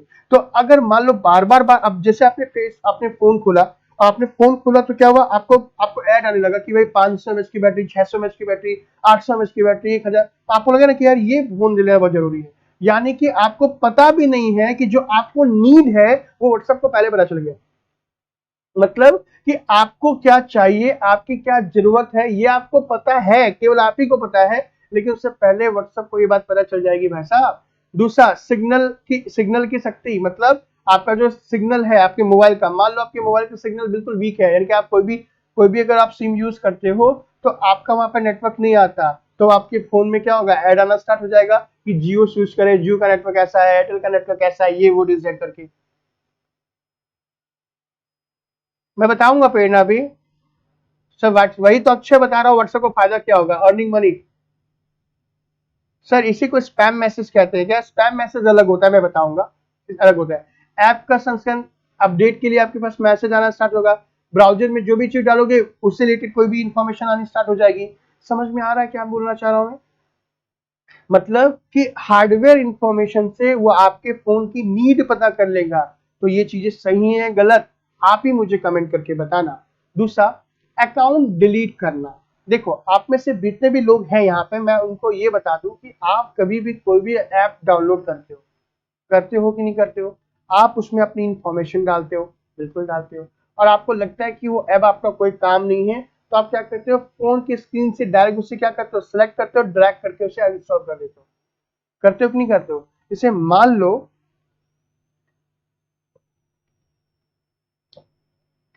अब मान लो कि अब आपने क्या किया कि आपका व्हाट्सएप है, आप चाहते हो कि व्हाट्सएप डिलीट करना, तो आप डायरेक्ट व्हाट्सएप को अनइंस्टॉल करते हो ना। तो अगर आपने व्हाट्सएप एक बार इंस्टॉल कर लिया, इंस्टॉल करने के बाद बच्चे आप डायरेक्ट उसे अनइंस्टॉल करते हो, तो भी व्हाट्सएप को आपके सारे फोन की जानकारी मिल जाएगी। यानी कि अगर कोई इन app delete my account feature का इस्तेमाल किए बिना अपने डिवाइस से व्हाट्सएप ऐप को डिलीट करता है, तो उस यूजर की जानकारी प्लेटफॉर्म के पास स्टोर ही रहेगी। मतलब ये, ठीक है, मतलब ये क्या हुआ, इन ऐप डिलीट माय अकाउंट। जैसे कि अगर व्हाट्सएप की बात करें, तो कभी अगर आपको व्हाट्सएप इंस्टॉल करना हो तो व्हाट्सएप के फीचर में डाक जा करके वहां पे लिखा होगा डिलीट माय अकाउंट। अगर आप डिलीट माय अकाउंट करते हो तब तो आपका व्हाट्सएप जो है कोई भी डाटा स्टोर नहीं कर पाएगा। लेकिन अगर आप डायरेक्ट इंस्टॉल कर देते हो बिना इस फीचर का यूज किए हुए, तो क्या होगा, जो भी डाटा होगा वो व्हाट्सएप के पास स्टोर ही रहेगा। तो आगे से इस बात पर ख्याल रखेंगे कि अगर कोई भी ऐप अगर आप इंस्टॉल करते हो तो अगर उसे डिलीट करते हो, जैसे मान लो फेसबुक है, आपने क्या किया, फेसबुक को लॉग आउट कर दिया, तो भाई लॉग आउट को करने से क्या लग रहा है कि आपकी इंफॉर्मेशन उसके पास नहीं जाएगी? भाई सब चीज जाएगी, आपको अकाउंट जाके डिलीट करना पड़ेगा। अगर अकाउंट डिलीट कर दोगे तो कोई आपकी इंफॉर्मेशन शेयर नहीं हो पाएगी। पर्सनल जानकारी किसके कांटेक्ट में हो, सब है, बिल्कुल सही होता है।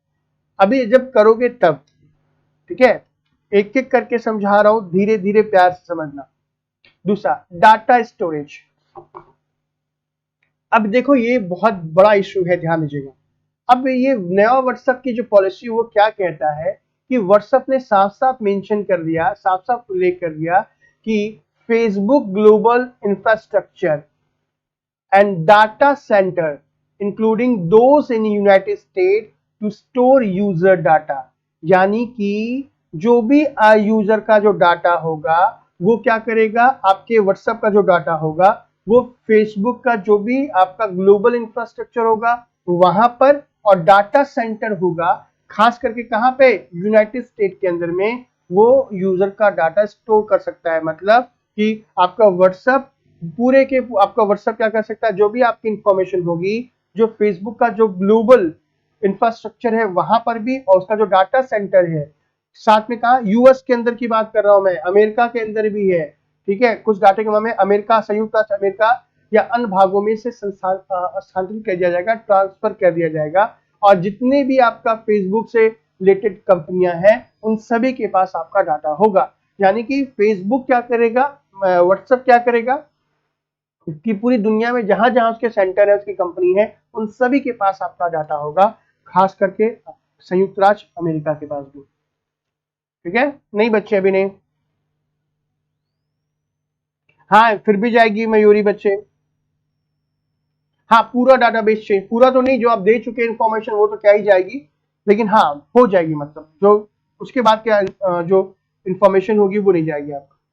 दूसरा लोकेशन, देखो सबसे खराब बात क्या है इसमें, लोकेशन की बात हम बात करें, जो भी आपके स्थान है, आपके जो आप जो भी परमिशन देते हो, भले ही कोई उपयोगकर्ता, कोई भी यूजर अपने स्थान संबंध सुविधाओं का उपयोग नहीं करता, even if user does not use their location related features, WhatsApp collect IP address and other information like phone number, area code, estimate your general location like city and country। क्या है सुनेगा मेरी बात,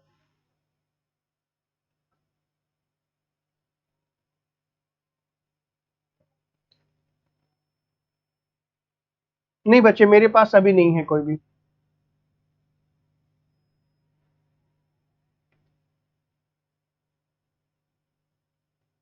क्या लिखा है, मेरे व्हाट्सएप पे एक इंडियन नंबर पर पैसा कमाने का मैसेज आया था, उसमें एक लिंक था और उस नंबर और उसके नंबर पर स्टेटस चाइनीज लगे हुए, मत करना ये सब एक्सेप्ट, उसे ब्लॉक मार दो। देखो आप सभी के फोन में अगर आप स्मार्टफोन यूज करते हो, तो कोई भी अगर आप फोन यूज करते हो या फिर अगर आप लैपटॉप पे कोई भी चीज यूज करते हो, तो देखो वो ऐप आपसे परमिशन मांगता है आपकी लोकेशन का, आया समझ में, लोकेशन मांगता है। आप चाहो तो अगर परमिशन दोगे तो उस ऐप को आपके लोकेशन के बारे में पता चल जाएगी, अगर उसे आप ब्लॉक कर दोगे तो आपके लोकेशन के बारे में पता नहीं चलेगी, ये तो पता होगा ना आपको कि। लेकिन फेसबुक क्या, व्हाट्सएप क्या करेगा, आप उसको परमिशन दो या ना दो इसके आपके लोकेशन की, लेकिन वो आपके फोन के हार्डवेयर की जो आईपी एड्रेस होती है, इंटरनेट प्रोटोकॉल एड्रेस जो होती है, उससे वो इंफॉर्मेशन निकाल करके आपके फोन नंबर, आप कहां पे हो, किस सिटी में हो, किस कंट्री में हो, किस शहर में हो, सारी की सारी इंफॉर्मेशन उसको पता चल जाएगी। तो यार ये चीज भी तो गलत है ना कि आपके बिना मर्जी के आप कहां पे रह रहे हो, किस शहर में रह रहे हो, किस एरिया में रह रहे हो, सारी इंफॉर्मेशन उसको पता चल जाएगी। तो आपकी जो निजता है वो प्राइवेसी कहां गई, क्लियर है, क्लियर है। +290 कोड के साथ एक, नहीं बच्चे ये सारी चीजें नहीं करनी है आपको। नेक्स्ट की बात करें कि पेमेंट सर्विस की बात करें, तो व्हाट्सएप कहता है कि कोई भी व्हाट्सएप कहता है या उसका कहना है कि कोई भी अपनी भुगतान सेवा का उपयोग करता है तो वो आपके बारे में अतिरिक्त जानकारी संसाधित करेंगे, जिसमें भुगतान खाता लेन देन की जानकारी शामिल हो। अब इसको समझने के लिए एक चीज ध्यान दीजिएगा, सर टैबलेट के रिगार्डिंग कोई न्यूज है क्या, जैसे आप फोन करके मुझे कोई बेवकूफ बना रहा है। बच्चे अभी तो मुझे नहीं पता कि है कि नहीं है, अगर कोई होगी तो मैं आपको कल या परसों बताऊंगा।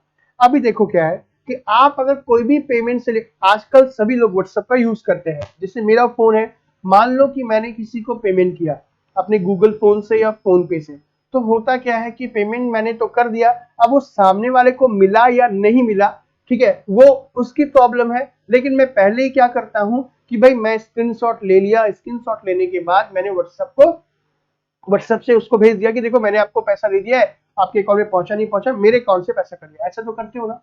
अब फेसबुक भी इस पर, व्हाट्सएप इस पर नजर रखेगा, यानी कि कोई भी फोन पे या कोई भी अगर ऐसी चीजें आप किसी को करते हो तो आपको पता चल जाएगा, फेसबुक व्हाट्सएप को ये बात पता चल जाएगी कि आप सबसे ज्यादा फोन पे का यूज करते हो, आप सबसे ज्यादा गूगल पे का यूज करते हो, या आप नेट बैंकिंग का यूज करते हो, किस किस तरीके की चीजें यूज करते हो, सारी चीजें जो होंगी वो व्हाट्सएप को पता चल जाने वाली है। क्लियर है? तो फिर वो उसी से संबंधित ऐड देना स्टार्ट कर देगा। जैसे कि मान लो अगर आप क्रेडिट कार्ड का यूज ज्यादा करते हो तो आपके पास क्रेडिट कार्ड से रिलेटेड कोई भी इंफॉर्मेशन आनी स्टार्ट हो जाएगी। गूगल पे का करते हो तो गूगल पे से संबंधित कोई इंफॉर्मेशन आनी स्टार्ट हो जाएगी। तो ये सारी जो है इंफॉर्मेशन जो है वो व्हाट्सएप क्या करेगा, अपने अपने आप को क्या करे, मतलब प्राप्त करके आपसे रिलेटेड जो होगी चीजें उससे पैसा कमा लेगा। सर प्राइवेसी खतरे में है, बिल्कुल सही कहा कि प्राइवेसी बिल्कुल खतरे में है, लेकिन बता रहा हूं अभी क्या क्या चीजें हैं।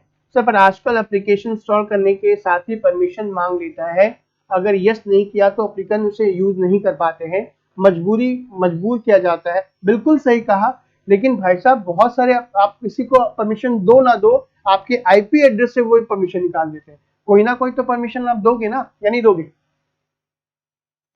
जिसे अगर हम बात करें तो हुआ ये इशू क्या है, मतलब अगर देखा जाए तो गाइस द व्हाट्सएप की जो पॉलिसी है, the new WhatsApp policy contradict the recommendation of the Shri Krishna committee report which form the basis of the data protection bill 2019।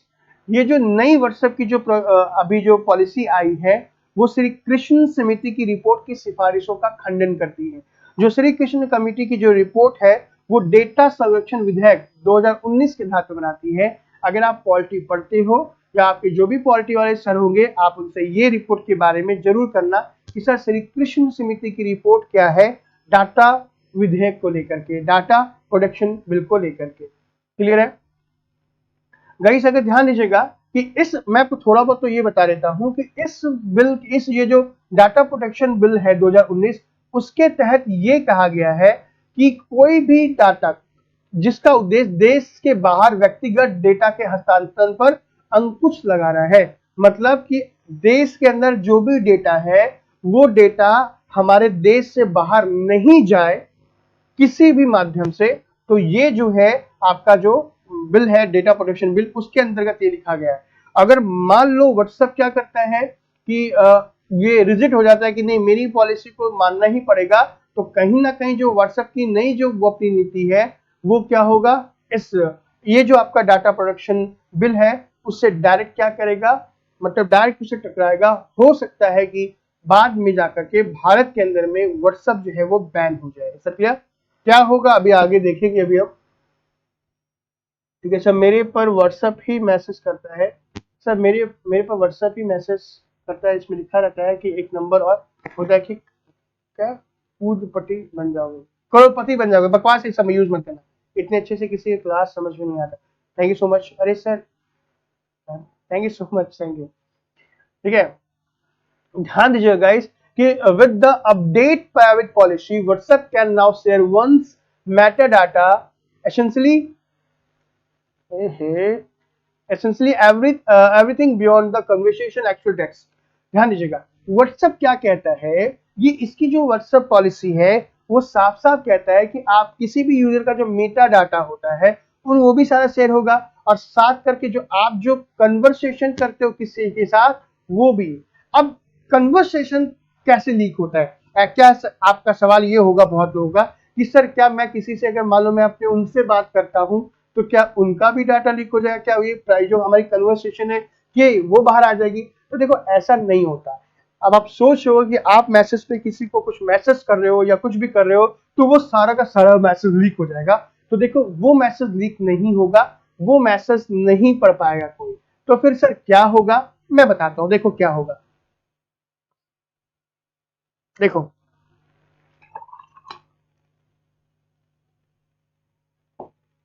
WhatsApp आपके डेटा का यूज कैसे करेगी, जैसे कि मान लो कि अभी आपने मुझसे व्हाट्सएप किया, आपने मुझसे व्हाट्सएप किया। अच्छा सर ये बताइए कि ठीक है सब कुछ अच्छा है, पढ़ भी रहा हूं, लेकिन मुझे क्या है कि एक लैपटॉप चाहिए सर, लैपटॉप चाहिए जिसमें मैं अच्छे तरीके से अपना पीडीएफ बना सकूं, अपना नोट्स बना सकूं और अपने नोट्स को रख सकूं। क्योंकि बुक पढ़ना सर कितना बुक पढ़ूंगा, है ना, बहुत सारी बुक हो जा रही है, तो मैं बहुत सारी पीडीएफ करके कर लूंगा। तो इस तरीके हमारा कन्वर्सेशन चल रहा है। तो मैंने बोला ठीक है एक काम करो, एक फलाना कंपनी का लैपटॉप ले लो और ये कॉन्फ़िगरेशन है, काफी अच्छा है। आपने कहा सर मेरा बजट उतना नहीं है, फिर क्या किया जाए? तो मैं बोलूंगा ठीक है, काम करो, लैपटॉप मत लो, एक टैबलेट ले लो। तो बोले सर टैबलेट तो देने वाली है अभी जो सरकार। मैंने बोला ठीक है, जब तक वो देगी एक अपने पास भी तो होना चाहिए। बोला हाँ सर ये बात है। अब ये बताइए सर कि कौन सा टैबलेट लूं? ठीक है, तो अब हुआ क्या, अब जैसे हमने यहाँ पे बात करना स्टार्ट कर दी तो ये कन्वर्सेशन कभी लीक नहीं होगा, लेकिन व्हाट्सएप को ये पता चल जाएगा कि आप किसी स्पेसिफिक गैजेट की बात कर रहे हो, आप किसी लैपटॉप की बात कर रहे हो, आपको नीड है लैपटॉप की, आपको नीड है टैबलेट की, बस हो गया उसका काम। अगले दिन आपको क्या, आपके ऐड आना स्टार्ट क्या हो जाएगा, आपके फेसबुक में, आपके गूगल में, आपके जहां भी अगर सोशल मीडिया का यूज करते हो वहां पे बेस्ट लैपटॉप, बेस्ट आपका क्या बोलते हैं इसको, क्या बोलते हैं सर, टैबलेट, इस तरीके से आ जाएगा। आप बोलोगे सर मैं नहीं समझ पा रहा, तो देखो मैं आपको समझाता हूँ, ये बिल्कुल रिलेट करना अपने लाइफ से। आपने कभी गूगल पे कोई चीज सर्च किया होगा, मान लो कोई एनसीईआरटी की बुक सर्च करी होगी या कोई भी प्रोडक्ट गूगल पे सर्च किया होगा, उसके तुरंत 10 मिनट के बाद अगर आप फेसबुक खोलते हो तो देखो फेसबुक उसी से रिलेटेड आपके पास, फेसबुक क्या करता है, उसी से रिलेटेड आपके पास ऐड दिखाना स्टार्ट कर देता है। कैसे हुआ भाई, आपने गूगल पे क्रैक किया और आपको आपकी चीजें व्हाट्सएप, फेसबुक पे आनी स्टार्ट हो गई, इंस्टाग्राम पे आनी स्टार्ट हो गई। समझ में आ गया? यानी कि ये क्या कर रहे हैं, आपकी प्राइवेट इंफॉर्मेशन को कहां पे कहां शेयर कर रहे हैं। समझ में आया कि नहीं? तो ठीक उसी तरीके से आपके कन्वर्सेशन में से आप ही के टेक्स्ट को उठा करके क्या होगा, चीजें कर लेगा। अभी कुछ दिन पहले क्या हुआ कि एक बंदे ने क्या किया, सुना मेरी बात, एक बंदे ने क्या किया, मतलब वो एक रेलवे को एक ईमेल ट्वीट किया कि मैं क्या कर रहा हूं, जब भी रेलवे की साइट को ओपन करता हूं तो वहां पे मुझे कुछ गंदे गंदे ऐड दिखाई देते हैं, है ना। और ये क्योंकि मैं आप ये जो यूज करता हूँ, मेरे घर में सारे लोग यूज करते हैं, ठीक है, तो इससे मेरी बदनामी हो रही है, कुछ ऐसा करके दिया था। तो पता है आपको रेलवे का क्या मैसेज आया उसके बाद ट्वीट आया कि ये एक गूगल ऐड है, आप गूगल पे कोई भी चीज सर्च मारते हैं तो उसी से रिलेटेड आपके पास उसका ऐड आता है। जरूर अगर आप गूगल पे कोई पोर्न साइट सर्च मारते हो तो ध्यान दीजिएगा, अब तो ये चीजें नहीं है, अब तो काफी फिल्टर हो गया, लेकिन पहले यही होता था कि गूगल में अगर आपने पोर्न साइट किया, आप किसी भी वेबसाइट पे, कोई अच्छे वेबसाइट पे जाके कोई काम कर रहे हो, अच्छे काम को भी करोगे तो भी वहां पे उसी से संबंधित आपके इंटरेस्ट बेस्ड ऐड दिखाना स्टार्ट हो जाता है। अभी गूगल ने पहले कुछ ऐड किया था, अगर आपने देखा होगा आज से 3-4 महीने पहले, कि गूगल आपको वही दिखाएगा जो आपकी नीड है। मतलब आप फेसबुक पे, आप इंस्टाग्राम पे, आप कहां पे, कहीं पर भी क्या सर्च करते हो, उसी सर्च के अकॉर्डिंग आपका जो गूगल का फीड है, मतलब अगर आपके पास फोन है, गूगल का फोन होगा आपके पास, कोई भी फोन होगा, तो देखो इस तरीके से ऐड आती होगी, देखो समझ में आ रहा है, ये ऐड इस तरीके से गूगल पे। तो ये जो आ रहा है ना, ये आपके इंटरेस्ट के अनुसार आपको दिखा रहा है, जो चीज आप पूरे दिन भर में सर्च मारते हो, चाहे वो फेसबुक पे हो चाहे वो गूगल पे। क्लियर है? इंटरेस्ट बेस्ड ऐड आता है, तो ये सारी चीजें होंगी व्हाट्सएप के साथ भी आनी स्टार्ट हो जाएगी। क्लियर है? अगर क्लियर है तो हाँ भी कहते जाओ बच्चा। डाटा होता है बच्चे, पूरा का पूरा डाटा इसको बोलते हैं। सब पुलिस कैसे इन्वेस्टिगेट करके व्हाट्सएप चैट निकालती है, देखो व्हाट्सएप चैट निकालना इतना आसान नहीं है, मैं आपको पहले बता दूं। व्हाट्सएप चैट, मान लो कि आपने किसी के साथ व्हाट्सएप किया, आपने मैसेज किया, तुरंत डिलीट मार दिया, तो ध्यान दीजिएगा कोई भी पुलिस या इन तक व्हाट्सएप भी इसको नहीं निकाल सकती है। हाँ, अगर आप व्हाट्सएप कर रहे हो तो वो आपका स्टोर, मतलब डाटा स्टोर रात को 2 बजे, अगर आप कभी भी रात को 2 बजे या 3 बजे जब भी आप देखना, वो आपके मोबाइल के ऊपर डिपेंड करता है, देखना आप वो अपलोडिंग करता है। होता क्या है, जो भी चैट आप क्या करते हो वो आपके ईमेल पर स्टोर होते जाता है। कल को मान लो कोई कांड हो गया, आपने अपना वो फोन रिसेट मार दिया, तो पुलिस आएगी, व्हाट्सएप खोलेगी और जो भी स्टोर डाटा है उसको निकाल के देख लेती है। ये ऐसा होता है। ऐसा नहीं है सिट्टू। हाँ निर्भय, आज मेरी 3 घंटे की क्लास है, वो भी लगातार लगातार 3 घंटा बोलना है, तो थोड़ी बहुत एनर्जी तो चाहिए चाहिए। क्लियर है? दूसरा देखो, यदि उपयोगकर्ता मैसेजिंग ऐप की अपडेट की गई गोपनीय सत्यता से असहमत है तो उन्हें नई सेवा की शर्तें लागू होने पर व्हाट्सएप छोड़ना पड़ेगा। मतलब कि अगर अगर आप व्हाट्सएप की इस नीति का पालन नहीं करते हैं, अगर आप एक्सेप्ट नहीं करते हैं, तो क्या करना पड़ेगा, व्हाट्सएप आप यूज नहीं कर पाएंगे, आपको व्हाट्सएप से हाथ धोना पड़ेगा। हालांकि ये सारी चीजें जो इन्फॉर्मेशन मैंने बताई, जब ऐसा हुआ तो काफी चीजें हुई। पता होगा व्हाट्सएप ने पहली बार स्टेटस भी लगाया था कि नहीं हम आपकी गोपनीय चीजों को नहीं लेंगे, हम वो नहीं लेंगे, डिस दैट करेंगे। तो फिर जो अप्रैल था, फिर मई था, फिर अभी आगे कुछ दिन तक बढ़ा दिया है।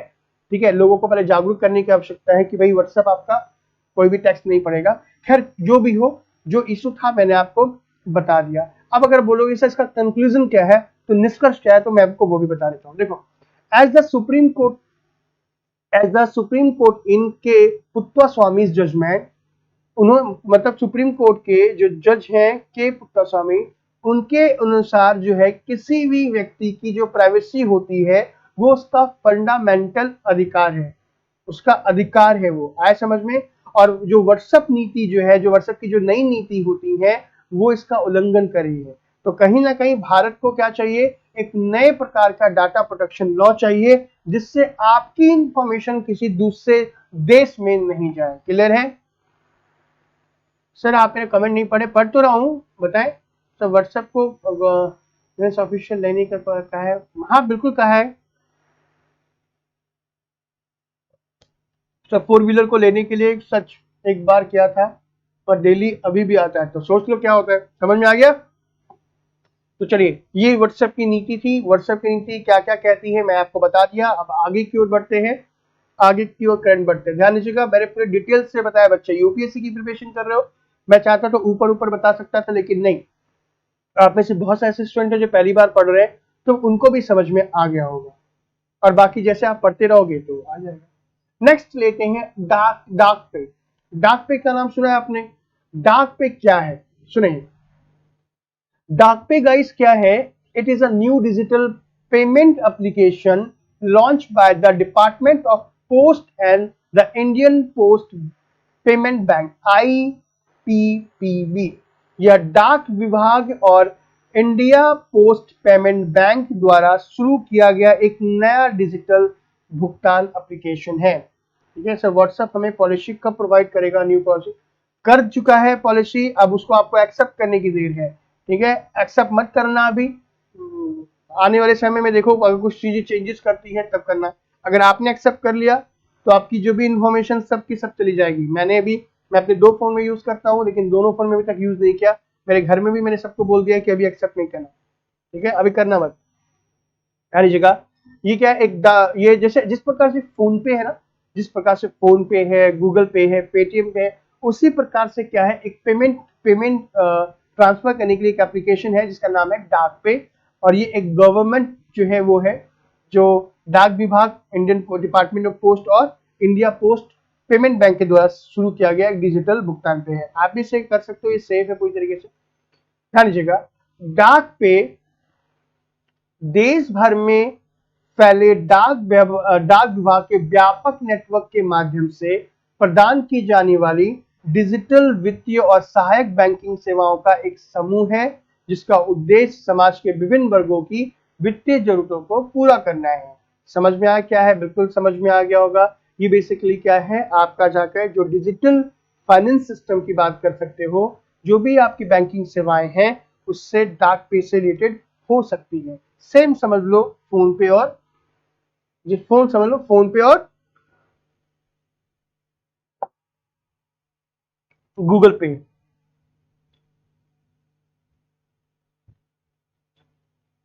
अब इसके द्वारा हम क्या क्या कर सकते हैं, तो एक बार देखो, इसके द्वारा क्या कर सकते हैं, इसके द्वारा पैसे को भेजना। ठीक है, domestic money transfer.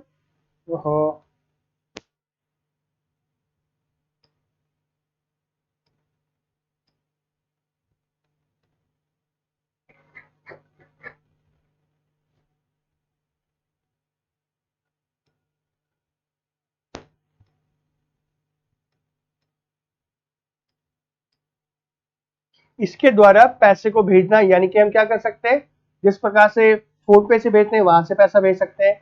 QR code को स्कैन करके विभिन्न सेवाओं के लिए दुकानदार को भुगतान करना। मतलब आप कोई भी चीज जिसे स्कैन करते हो ना, फेसबुक, गूगल पे से या फिर फोन पे से, सेम उसी तरीके से कर सकते हो। आप यूपीआई सुविधा भी कर सकते हो, वर्चुअल डेबिट कार्ड भी, अगर आप चाहो कि भाई डेबिट कार्ड मिले वो भी मिल सकता है। जैसे फोन पे का हुआ, गूगल पे क्या करता है, डेबिट कार्ड नहीं देते, लेकिन अगर आप पेटीएम यूज करते हैं तो पेटीएम बैंक है ना, तो पेटीएम का क्या होता है, आपके पास पेटीएम क्या कहते हैं, अपना एटीएम कार्ड भी देती है। तो ठीक उसी तरीके से डाक पे क्या करेगी, ऑनलाइन का तो ऑप्शन देगी, साथ में आपको अगर आप इसकी सेवा लेते हो तो आपको क्या करेगी, डेबिट कार्ड भी देगी। बायोमेट्रिक के माध्यम से नकद रहित व्यवस्था को सक्षम बनाना, यानी कि अगर आप चाहते हो कि नहीं मेरे पास फोन भी नहीं है, कुछ भी नहीं है, फिर किस तरीके से, तो फिर आप अपना बायोमेट्रिक डाल करके अपने थंब इम्प्रेशन दे करके भी पैसे का भुगतान कर सकते हो। किसी भी बैंक के ग्राहकों को अंतर बैंकिंग सेवाएं, मतलब एक बैंक से दूसरी बैंक में अगर आपको पैसा ट्रांसफर करना है तो भी आप टैप पे के माध्यम से कर सकते हो। जरूरी सेवाओं के बिल का भुगतान, चाहे बिजली बिल हो या इलेक्ट्रिसिटी हो, ये भी क्या कर सकते हो। जितनी भी तमाम सेवाएं होती हैं आप डाक पे का यूज कर सकते हो। तो अगर आप थोड़ा बहुत भी अगर आप क्या बोलते हैं इंटरनेट बैंकिंग यूज करते हैं तो मैं कहूंगा कि डाक पे यूज करें, गवर्नमेंट का है, ठीक है, बिल्कुल सही कहा, गवर्नमेंट जो है वो बढ़ावा दे रही है। चलें, ठीक है।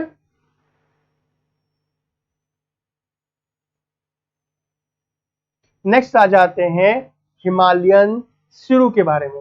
हिमालयन सिरू बेसिकली क्या है, एक प्रकार का जानवर है। देखो ये जानवर, ठीक है, जो मैं पिछली क्लास में बताया था ना, वो जो मतलब कुछ ऐसे जानवर के बारे में जो विलुप्त हो रहे हैं, विलुप्तता के कगार पे है, उसी नोट्स में इसको भी डाल लेना। देखो हिमालयन सिरू के बारे में पढ़ेंगे, ये क्या है, इसे हिमालय के ठंडे रेगिस्तानी क्षेत्र यानी कि हिमाचल प्रदेश में पहली बार देखा गया है। ये एक प्रकार का जानवर है, आप इसको बोल सकते हो। देखने में कैसा लग रहा है, दो तीन जानवर का ये मिक्सचर बोल सकते हो इसको, मतलब दो तीन जानवरों का मिला जुला ये रूप है। गाइस अगर हम बात करें हिमालयन सिरों के बारे में, तो एक बकरी, एक गधा और एक गाय और एक सुअर के बीच का एक संकरण प्रजाति जैसा दिखता है। मतलब अगर इस गाय इसको देखोगे तो देखो इसका ये पूरा ये जो देखो ये जैसे थोड़ा बहुत देखने में बकरी जैसी लग रही है। देखो ये पोर्शन देखो इसका बकरी जैसा लग रहा है, ये पोर्शन देखोगे तो एक गाय के जैसा लग रहा है, इस सेगमेंट को देखोगे तो देखो गधा के जैसा लग रहा है। समझ में आ रहा है कि नहीं आ रहा। ये जो कान देखोगे तो सुअर के जैसे दिखाई दे रहा है इसका। तो मतलब क्या है कि ये जो शुरू है वो क्या है, एक प्रकार का आप बोल सकते हो एक ब्रीडिंग बोल सकते हो, क्रॉस ब्रीडिंग बोल सकते हो, जिसमें तीन चार जानवरों के बीच की एक नस्ल होती है। ठीक है, वैसे तो अभी ये जो है विलुप्त हो रहा है, इसको लोग मार दे रहे हैं। ये एक बड़े सर, मतलब इसका सर बड़ा है, मोटी गर्दन, खच्चर जैसे कान और काले बालों वाला, ओहो,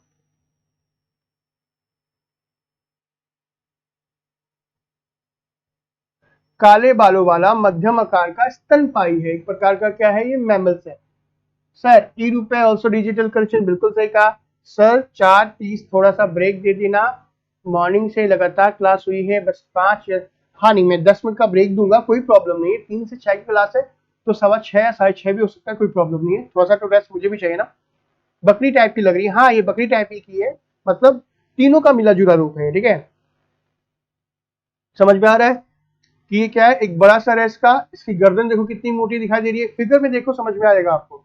खच्चर जैसे कान है या फिर उसको सुअर जैसे कान बोल सकते हो। ठीक है, पैर भी उसी तरीके से एक प्रकार का मैमल्स है। ठीक है, दूसरा IUCN की रेड लिस्ट में इसे क्या क्या करार दिया गया है, ये एक प्रकार असुरक्षित के रूप में सूचीबद्ध है। यानी कि ये जो आपका जो जानवर है वो IUCN की जो रेड बुक है, जो रेड लिस्ट है ना, उसमें इसे क्या बोल दिया गया है, असुरक्षित है। मतलब धीरे धीरे इसकी जो जनसंख्या वो कम होती जा रही है। और ये ध्यान दीजिएगा क्या, वन्य जीव संरक्षण अधिनियम 1972 अनुसूची 1 के तहत सूचीबद्ध भी है। आप में से कोई मुझे ये बता दो IUCN का फुल फॉर्म क्या होता है। ठीक है, फिर आगे हम बात करते हैं। अब बात करते हैं नेक्स्ट क्या है, first rescue and rehabilitation centre for monkey इन तेलंगाना। क्या है एक बार देखो, हाल ही में तेलंगाना में निर्मल जिले के चिचोली गांव के पास गांधी रमन्ना हरित वनम में बंदरों के लिए पहले बचाव और पुनर्वास केंद्र का उद्घाटन किया गया है। यार देखो जो मैं अभी बोलने वाला हूं वो सही तो देखो नहीं है, लेकिन अब किया भी क्या जा सकता। अब बोलोगे सर आप किसकी बात कर रहे हो। मैं बात कर रहा हूं कि जिस प्रकार से जैसे जैसे जनसंख्या बढ़ती जा रही है, वैसे वैसे क्या हो रहा है कि जंगल जो है वो कटते जा रहे हैं। और जंगल कटते जा रहे हैं, तो जंगल के ऊपर निर्भर रहने वाले जितने भी जानवर हैं, या तो वो जो है उनके अपने आवास के कारण उनकी मृत्यु हो जा रही है, या फिर वो धीरे धीरे क्या है मानव बस्तियों की ओर अग्रसर हो रहे हैं, मानव बस्तियों की ओर आ रहे हैं अपने खाने खाने को लेकर के, जीवन पानी को लेकर। तो इसी कड़ी में बंदर की जब हम बात करें, तो आज से 10-15 साल की बात करें, तो जब भी हम बंदर को देखते थे तो एक कौतूहल का विषय होता था, यार बंदर आ गया, बंदर आ गया, बंदर आ गया, बंदर आ गया। छोटे बच्चे थे तो जिधर जिधर बंदर जाता था हम भी गलियों में दौड़ते रहते थे। ये मुझे याद है कि मैं भी ऐसा करता था जब मैं छोटा था। आप में से भी बहुत सारे लोगों की मेमोरी होगी कि अगर बंदर आता था तो सभी देखने चल जाते थे छत पे, हाथ को बंदर आया, बंदर आया। लेकिन आज अगर हम शहरों की बात करें तो ये बंदर ना कॉमन हो गया है। आप जहां भी जाओगे वहां बंदर होगा, मतलब वो कौतूहल का विषय नहीं रहा। आपने सोचा ये कभी कि ये चीजें सही है गलत है?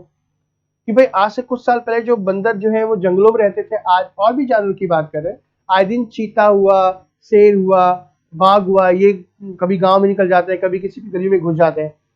ठीक है, तो ये सारी चीजें जो बंदर है वो आजकल कहाँ पे आ रहे हैं? बरेली की बात करें, बरेली देख लो कितना कितने बंदर है वहां पे। तो ये गलत है। तो हो क्या रहा है कि ये सारे के सारे जो बंदर है वो शहरों पे आ गए हैं, ठीक है, और हम पे डिपेंड हो गए खाने को लेकर। ठीक है, तो अब इसी को लेकर के मतलब बंदरों को नुकसान ना पहुंचे या उसको पूरी तरीके से पुनर्वास हो, उनको वापस से उनका घर मिले, उन्हीं की इसी पहल में तेलंगाना के निर्मल जिले के जो चिचोरी गांव के पास गांधी रमन्ना हरित वनम में क्या किया, बंदरों के लिए पहला बचाव और पुनर्वास केंद्र का उद्घाटन किया गया है। हालांकि ये एक बहुत ही अच्छी पहल है, मैं इसकी सराहना करता हूँ। धीरे धीरे जो है इस प्रकार का जो पुनर्वास केंद्र है वो सभी जगह पे बनाया जाना चाहिए, जिसपे इस प्रकार के जानवरों को या उनकी फैमिली को हम बचा सके। दिल्ली में भी बहुत है आजकल, तो बंदर बहुत ज्यादा है। गाइस अगर हम बात करें कि यह देश में, ठीक है, प्राइमेट्स के लिए दूसरी ऐसी सुविधा है, मतलब जो जानवर की बात हम करें तो इस प्रकार की फैसिलिटी जो है ये दूसरी है। जो पहली इस प्रकार की जो फैसिलिटी है, जो पहला केंद्र है, वो हिमाचल प्रदेश में स्थापित किया गया था। यानी कि हिमाचल प्रदेश के बाद जानवरों के लिए जो पुनर्वास केंद्र का उद्घाटन कहाँ पे किया गया है? तेलंगाना में। ये ध्यान दीजिएगा। और अगर मान लो कि आपके शहर में भी, अगर आपके डिस्ट्रिक्ट में भी अगर ऐसा होता है तो अपने नोट्स में इसको डाल देंगे। सर ब्लर दिख रहा है, ब्लर अगर दिख रहा है तो ये आपके मोबाइल फोन का डाटा की वजह से हो रहा है।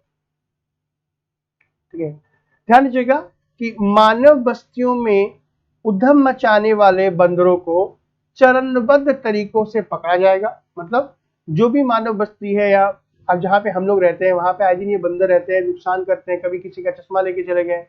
अगर मथुरा जाओ देखो वहां पे चश्मा भैया अगर आंख पे है तो आंख से निकाल देगा, आपके हाथ में मोबाइल फोन है तो लेके चल जाएगा।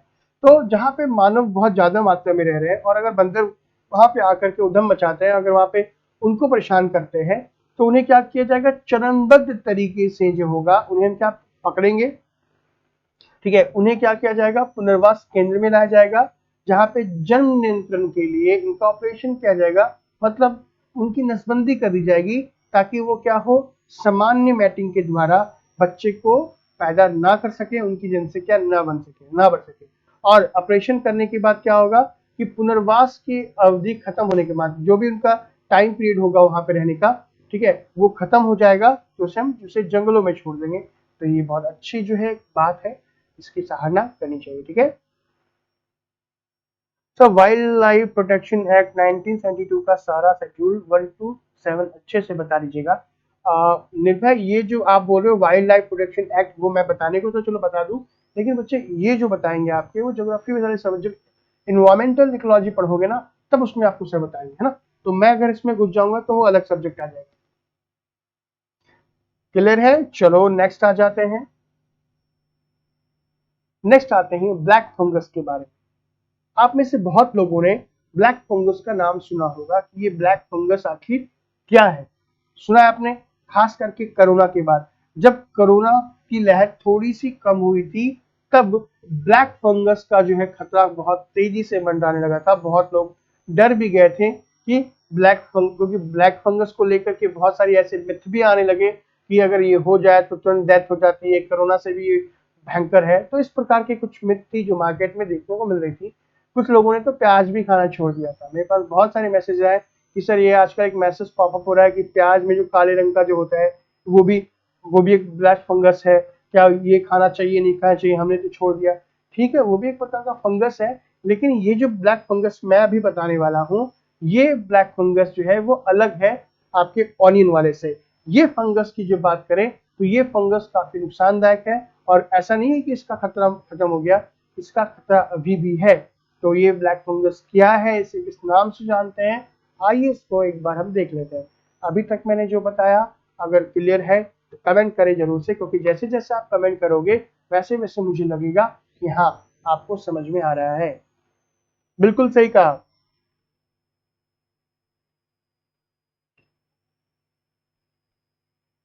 नहीं अरुण, मैं इन्वायरमेंटल इकोलॉजी नहीं पढ़ाऊंगा। सर क्या कोरोना चला गया? नहीं, कोरोना गया नहीं है। कोरोना जो अभी जो आपको लग रहा है गया है, वो वापस जाने के लिए आया है। आप वापस आएगा, परेशान ना हो।